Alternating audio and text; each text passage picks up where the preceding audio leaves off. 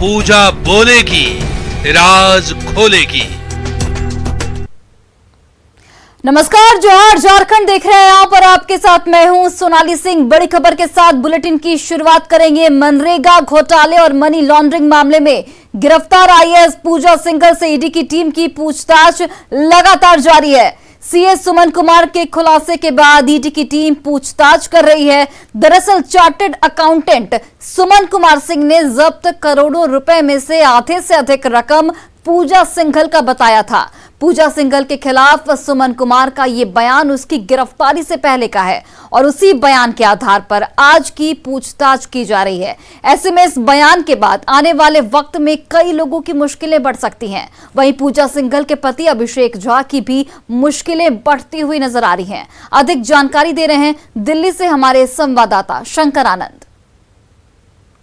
पूजा सिंघल से 5 दिनों की कस्टडी मिलने के बाद आज पूजा सिंघल से आज फिर से पूछताछ की प्रक्रिया शुरू होगी। रांची स्थित ईडी का जो दफ्तर है वहां पर रख करके 5 दिनों तक लगातार पूछताछ की जाएगी। जिस तरह से कल उसकी गिरफ्तारी हुई थी, पूरे झारखंड में इस मामले को लेकर काफी चर्चा हुई। लेकिन इस मामले में जो हमारे ईडी के सूत्र बताते हैं कि आखिर गिरफ्तारी क्यों हुई, किस आधार पर हुई, तो इस मामले में जिस तरह से बकायदा कोर्ट को जो महत्वपूर्ण दस्तावेज दिए गए, जो जानकारी दी गई, उस दस्तावेज के अगर माने तो जिस तरह से चार्टर्ड अकाउंटेंट सुमन कुमार से जब शुरुआती तौर पे पूछताछ की जा रही थी, जब उसके घर पे छापेमारी की गई थी, तो उसी दौरान जब उसका बयान दर्ज किया गया था, तो उसी दर्ज बयान में सुमन कुमार ने इस बात को कबूला था कि जो उसके यहां से जो करोड़ रुपया बरामद किया गया उसमें से आधा से अधिक जो नकदी है वो पूजा सिंघल का है। और इस बयान के आधार पर ही बाद में सुमन कुमार की भी गिरफ्तारी हुई थी और उसी बयान के आधार पर आईएएस अधिकारी पूजा सिंघल की भी गिरफ्तारी हुई। और जिस तरह से बकायदा वो बयान की अगर बात करें तो बयान उस वक्त का जब सुमन कुमार की गिरफ्तारी नहीं हुई थी, तो कहीं न कहीं कहा जा सकता है कि वो बयान काफी महत्वपूर्ण है। और मनी लॉन्ड्रिंग एक्ट के तहत जिस तरह से बकायदा बयान दर्ज होता है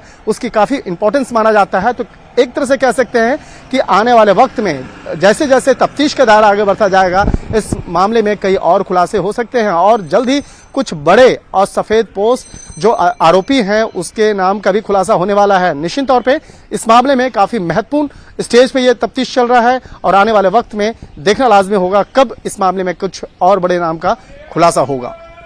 वीडियो जर्नलिस्ट जगदीश उप्रेती के साथ शंकर आनंद, न्यूज 18 ईडी हेडक्वार्टर दिल्ली। और इसी बीच बड़ी खबर रांची से सामने आ रही है, जहां पर सीएस सुमन कुमार की रिमांड अवधि को बढ़ा दिया गया है। तो ये बड़ी खबर आपको रांची से बता रहे हैं, जहां पर सीएस सुमन की रिमांड अवधि को बढ़ा दिया गया है। 16 मई तक रिमांड पर सुमन कुमार रहेंगे। रिमांड पर लेकर ईडी फिलहाल उनसे पूछताछ में जुटी हुई है और रेड में बरामद हुए थे 19 करोड़ 31 लाख कैश। जब्त पैसों का सोर्स नहीं बता पाए थे सुमन।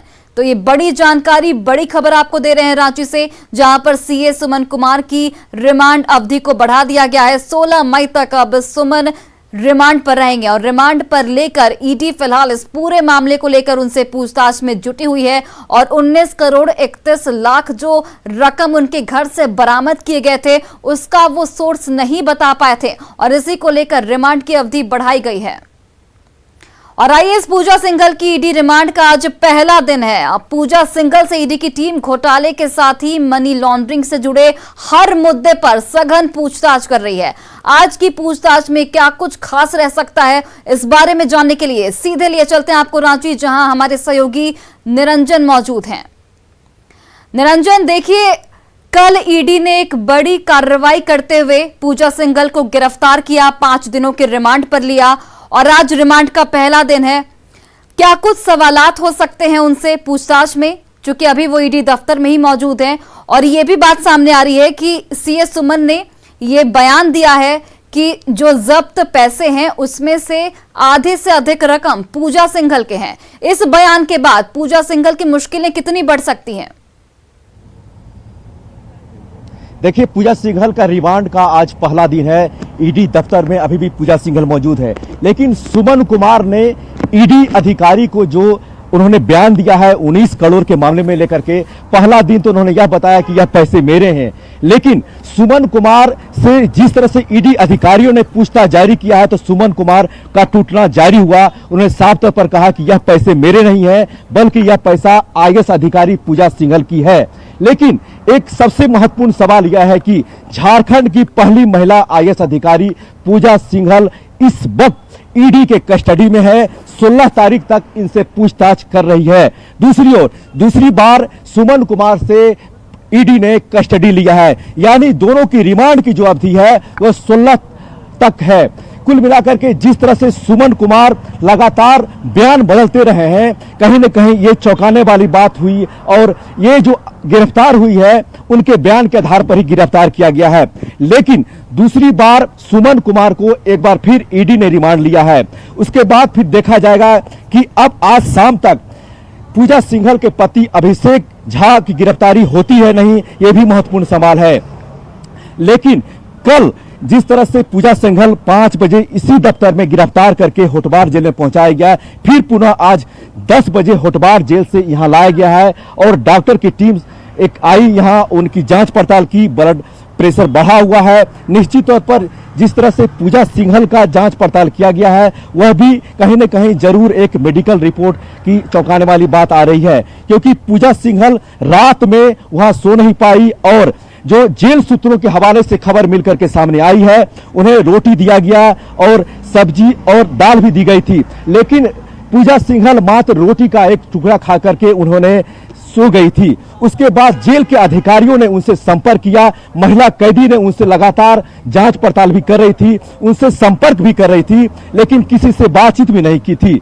लेकिन जेल अधिकारी के लिए ये महत्वपूर्ण बात तो जरूर थी कि पूजा सिंघल के मामले में जिस तरह से ये बयान आ रहे थे लगातार, उसको लेकर के जेल के अधिकारियों ने जरूर चौकन्ना हो गई थी क्योंकि जब वह 10:10 में होटबार जेल लाया गया था उस वक्त उनका ब्लड प्रेशर अचानक हाई हो गया। लेकिन जेल के अधिकारी मेडिसिन देने के बाद उनके जो ब्लड प्रेशर है अचानक कम हुई। उसके बाद उन्हें खाना दिया गया, लेकिन खाने से उन्हें मना किया। उसके बाद जेल के अधिकारी ने जो वह महिला कैदी है उनसे संपर्क कर उनसे बातचीत करने की कोशिश की, लेकिन पूजा सिंघल किसी से बातचीत नहीं की, वो आराम से सो गई। लेकिन रूटीन के अनुसार वह सुबह 6 बजे मॉर्निंग वॉक की जेल परिसर के अंदर ही और योगा भी की, जैसा कि जेल सूत्र बता रहे हैं। बहुत बहुत धन्यवाद तमाम जानकारियों के लिए।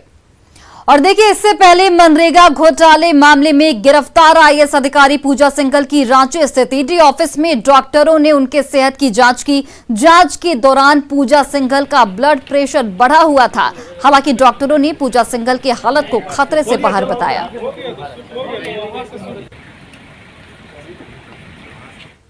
नापा तो 180 और 72 के बीच में था। फिर मैंने कुछ बातें की, रिलैक्स किया, तो फिर मैंने 5 मिनट 7 मिनट बाद अभी कैसी हालत? अभी थोड़ा से नर्वस, थोड़ा सा है, थोड़ा सा चिंता तो रहती है। और उसके बाद 5 मिनट बाद मैंने नापा तो 162/100 है। फिर मैंने 5 मिनट बाद और नापा तो 152 के अबाव 100 है। ब्लड प्रेशर बढ़ा हुआ है नीचे वाला। मैं मैडम को मैंने दवाई लिख दिया हूँ। और अब बात करते हैं रांची में हिट एंड रन केस की। राजधानी रांची के डोरंडा में एक हिट एंड रन का मामला सामने आया है। हिट एंड रन की घटना सीसीटीवी कैमरे में कैद हो गई है। डोरंडा के युवराज पैलेस होटल के पास सड़क किनारे खड़े जाहिद अख्तर को एक तेज रफ्तार कार ने जोरदार टक्कर मार दी। टक्कर इतनी जोरदार थी कि पीड़ित हवा में ही उड़कर दूसरी गाड़ी से टकरा गया। शाम 4:30 बजे के करीब हुई इस घटना का वीडियो अब वायरल हो रहा है। मौके पर मौजूद लोग जब तक कुछ समझ पाते तब तक ड्राइवर कार लेकर फरार हो चुका था। कार का नंबर पुलिस ने हासिल कर लिया है।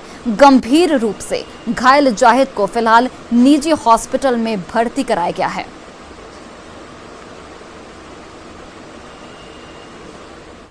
सरायकेला खरसावा के चांडिल में सड़क हादसे में 4 लोगों की मौत हो गई। चांडिल थाना के टाटी रांची मार्ग पर चिलगू के पास यह हादसा हुआ। इसमें 3 लोगों की मौके पर ही मौत हो गई, जबकि जमशेदपुर एमजीएम अस्पताल में इलाज के दौरान एक व्यक्ति ने दम तोड़ दिया। वहीं गंभीर रूप से घायल 4 मरीजों को रिम्स रेफर किया गया।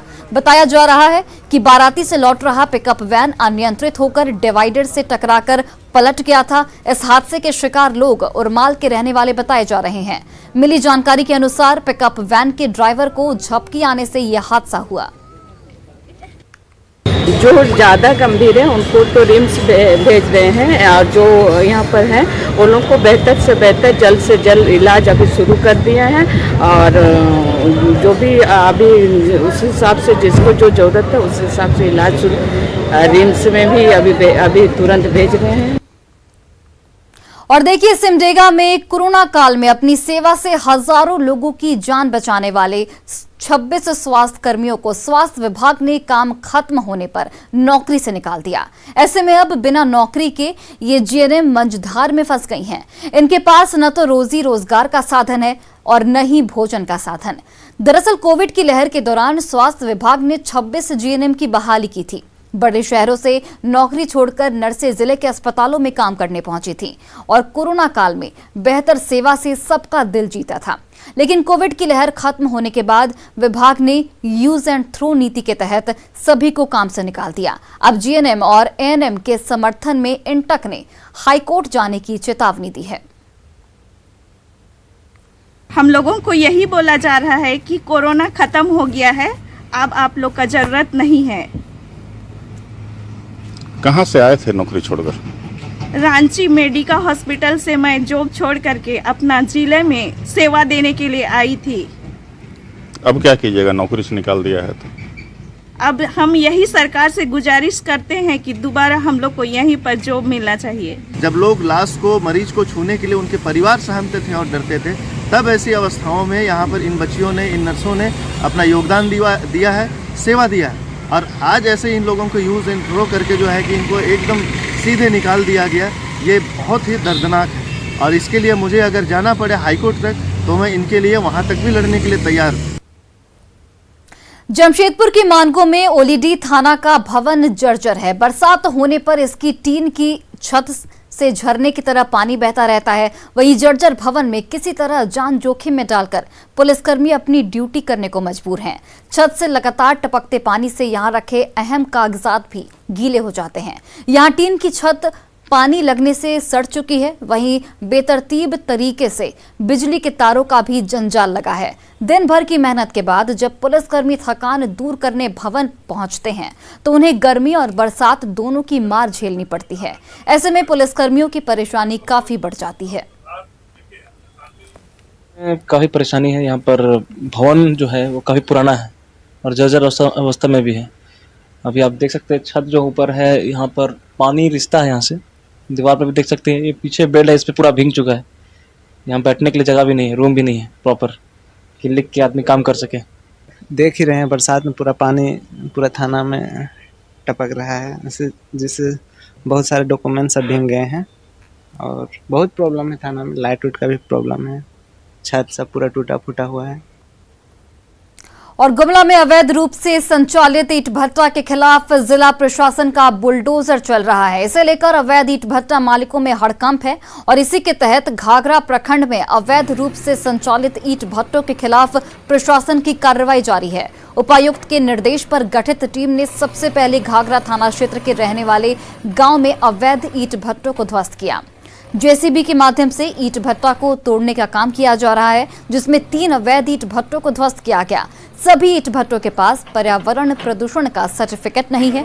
जिला खनन पदाधिकारी ने कहा कि आगे भी अवैध ईंट भट्टे पर कार्रवाई जारी रहेगी। आयुक्त के निर्देशानुसार जिन चिमनी भट्टों में सीटीओ नहीं है, अवैध रूप से चल रहे हैं, उस सबको क्षतिग्रस्त करने की कार्रवाई की जा रही है। सीटीओ में क्या क्या समझे sir? CTO consent to operate pollution control board से प्राप्त होता है। ये घाघरा के सभी भट्टों पर चलेगी, ईंट भट्टों में? हाँ, सब पर चलेगी। कितने ईंट भट्टों पर चलाना है योजना से? यहाँ पर 6 भट्टे हैं। और बोकारो में बाईपास स्थित एक गोदाम से करीब 50 लाख रुपए की 2 ट्रक अवैध शराब जब्त की गई। 4 एसडीएम और 4 एसडीपीओ की संयुक्त कार्रवाई में यह सफलता मिली। शराब की पेटी एक बड़े कमरे में रखी गई थी। प्रशासन को शराब का स्टॉक रखे जाने और उसे ब्लैक में बेचे जाने की जानकारी मिली थी और इस पूरे मामले में अब तक किसी की गिरफ्तारी नहीं की गई है। वहीं जब्त सामानों की लिस्ट बनाई जा रही है। वहीं ये शराब किसका है और बंद शोरूम किसका है, इसकी भी पड़ताल लगातार जारी है। आपको बताते चलें कि अभी झारखंड में सभी शराब दुकानें छत्तीसगढ़ की तर्ज पर चल रही है। वहीं बताया जा रहा है कि ये शराब पुराने कारोबारी की है, जिसने शराब दुकान बंद होने के बाद उसे उत्पाद विभाग को वापस नहीं किया था। जो धर्मशाला मोड़ है उसके पास में हम लोगों ने औचक निरीक्षण किया है और पाया गया है कि यहाँ पे भारी मात्रा में जो है अवैध शराब को स्टोर किया जा रहा था और उसे ब्लैक में बेचा जा रहा था। अभी काउंटिंग जारी है, जैसे ही सीजर लिस्ट बन जाती है, पूरी काउंटिंग हो जाती है, तब इसकी डिटेल रिपोर्ट जो है हम अपने वरीय पदाधिकारी को देते हैं। पता चल पाया है कि ये किसने यहाँ पे स्टोर किया है। जैसे ही हमको सूचना मिलती है उचित कार्रवाई। लेकिन ये कहा जा सकता है कि भारी मात्रा में यहाँ पे अवैध शराब का स्टोर किया गया है। और देखिए, गिरिडीह जिले के जमुआ प्रखंड स्थित पचम्बा मुख्य मार्ग पर चितरडी के पास पुलिस ने ट्रक से 50 पेटी नकली शराब बरामद किया है। इस दौरान पुलिस ने कार्रवाई करते हुए 2 तस्करों को भी गिरफ्तार किया। गिरफ्तार तस्करों की पहचान दीपक सोनी और लाल मोहन सिंह के रूप में की गई है, जो बोकारो के रहने वाले बताए जा रहे हैं। शराब बिहार के लखीसराय भेजी जा रही थी। खबर के मुताबिक पुलिस को शराब के आने की सूचना मिली, जिसके बाद पुलिस ने कार्रवाई करते हुए ट्रक पर लदे शराब को बरामद कर लिया। हम तो हल्का नोट कर लिए, ले लिए थे आप, लेट किए तब।